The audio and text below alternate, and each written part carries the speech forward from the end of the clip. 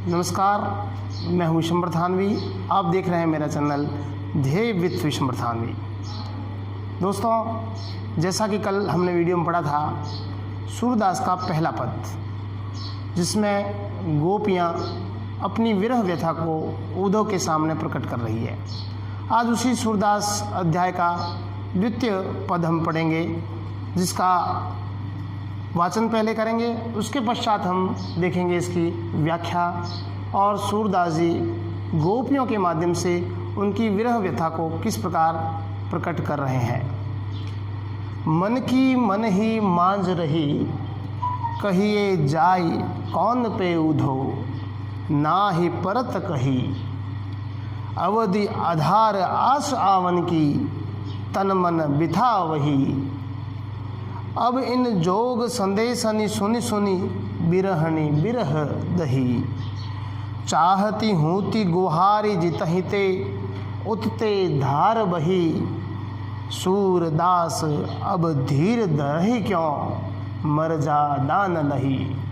गोपियाँ कृष्ण भगवान के प्रणय में, कृष्ण के प्रेम में व्यथित हो रही है, विरहणी की भांति तड़प रही है और उस अवस्था को भगवान कृष्ण समझ नहीं पा रहे हैं। और उसके बदले में उन्होंने अपने मित्र, अपने सखा उद्धव को गोपियों के सगुण भक्ति को परिमार्जित करने के लिए, उसको दूर करने के लिए, उसका दूर करने का प्रयास करने के लिए अपने मित्र उद्धव को वहाँ भेजते हैं। गोपियाँ कहती है मन की मन ही मांझ रही।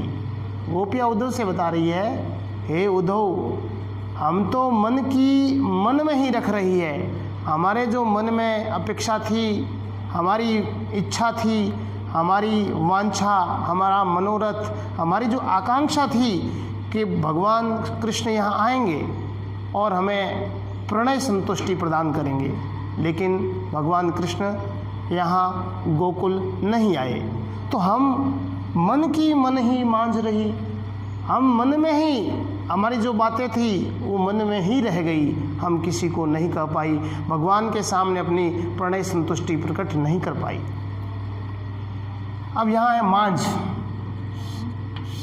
मैं रही, मन में रही, इसका अर्थ है मन में ही रही।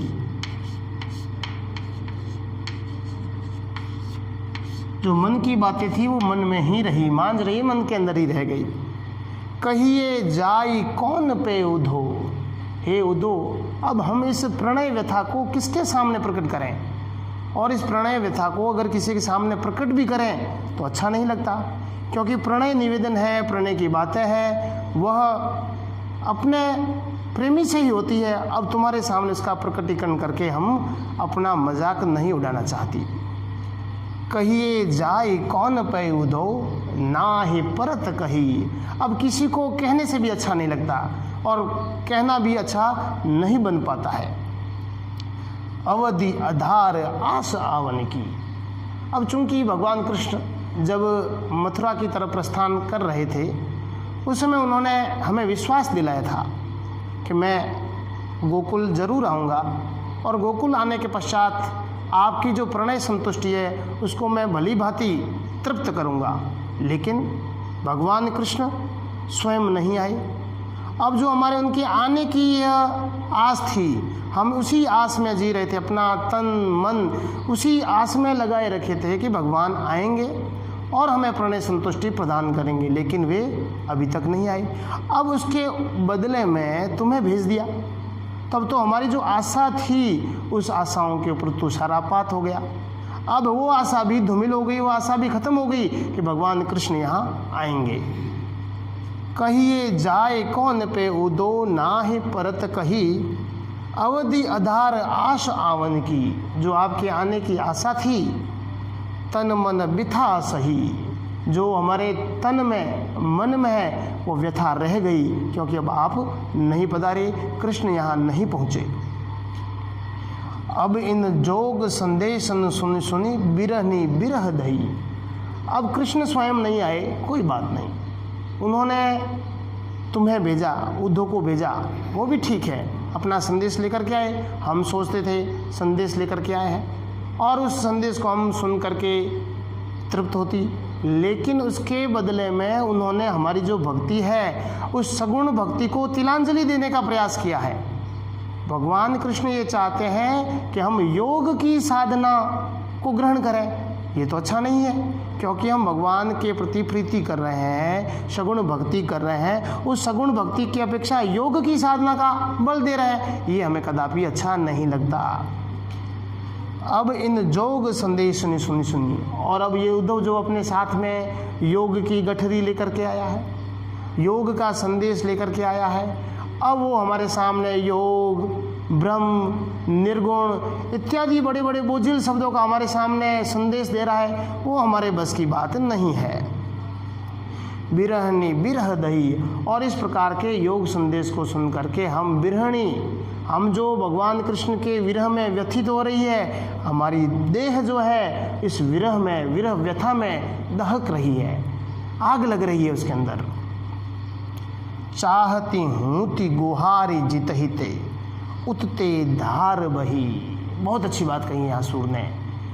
जिन लोगों से हम अपेक्षा रखते हैं कि वो हमारी रक्षा करेंगे, हमारे घर में, हमारे परिवार में, हमारे आस पड़ोस में हम जिनसे अपेक्षा रखते हैं कि वो हमारी रक्षा करने वाले हैं, हमेशा हमारे ऊपर उनका वरद हस्त होता है, उसी प्रकार भगवान कृष्ण का हमारे सामने, हमारे ऊपर वरद हस्त था। हम गुहारी हम चाहते थे भगवान कृष्ण हमारी रक्षा करेंगे, लेकिन उसके बदले में उल्टा हो रहा है। चाहती हूँ ति गुहारी जितहि ते, गुहारी मतलब रक्षा करेंगे, जितहि वे जो हमारी रक्षा करेंगे, यह हमारी भगवान कृष्ण से अपेक्षा थी। उतते धार बही, लेकिन वहाँ से जहाँ से हमें अपेक्षा थी वो हमारी रक्षा करेंगे, हमारा सहयोग करेंगे, लेकिन वहीं से विपरीत धारा बह रही है। वे ही हमारे सामने योग का संदेश भेज रहे हैं। अब हम किससे ये बात कहें? सूरदास अब धीर धरहि क्यों मर्यादा न लही। भगवान कृष्ण हमारे साथ मर्यादा नहीं रखी है। जिस विश्वास की बात करके गए थे, उन्होंने हमें विश्वास दिलाया था कि मैं ज़रूर मथुरा से गोकुल आऊँगा, लेकिन उस मर्यादा को उन्होंने तोड़ दिया है, हमारे साथ विश्वासघात किया है, हमारे साथ धोखा किया है भगवान कृष्ण ने, क्योंकि वे स्वयं नहीं पधारे। अब आगे कवि कह रही है विरहणी, सूरदास अब धीर धरहि क्यों। अब हम धीरज धर के क्या करेंगे, क्योंकि भगवान कृष्ण तो यहाँ पधारे नहीं। अब उस धीरज से हमें क्या लेना? अब हमारा धीरज है वो खो रहा है। तो इस प्रकार से इस पद के माध्यम से, ब्रज भाषा के पद के माध्यम से गोपियों ने उद्धव के प्रति उल्हाना और भगवान कृष्ण के प्रति अपनी विरह व्यथा को प्रकट किया है। नेक्स्ट वीडियो में हम और देखेंगे। जब तक आप मेरे चैनल ध्येय विथ विशंबर थाने को ज़रूर लाइक करें, शेयर करें, सब्सक्राइब करें। Thank you.